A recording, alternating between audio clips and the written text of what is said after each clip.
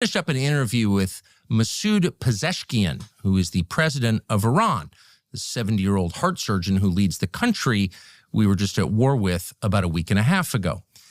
We know we'll be criticized for doing this interview. Why did we do it anyway? Well, we did it because we were just at war with Iran 10 days ago and maybe again. And so our view, which has remained consistent over time, is that American citizens have the constitutional right and the God-given right to all the information they can gather about matters that affect them. If their country is doing something with their money in their name, they have a right, an absolute right, to know as much about it as they can. And that would include hearing from the people they're fighting. Now, can you believe everything you hear from the president of Iran? Probably not. But that's not the point. The point is you should be able to decide for yourself whether you believe it or not. And keep in mind that anyone who seeks to deny you that right is not your ally, but your enemy.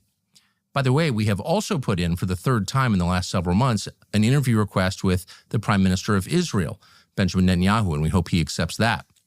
The interview is limited by a couple of factors. One, it was done by remote through a translator. That's always awkward.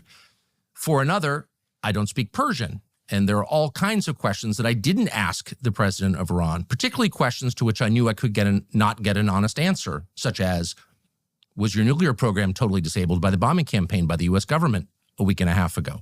There's no chance he's going to answer that question honestly. I didn't bother to ask it. The answer, in fact, from an American perspective, even from the CIA's perspective, is unknowable. So we dispensed with those, and I asked him very simple questions, such as, what is your goal?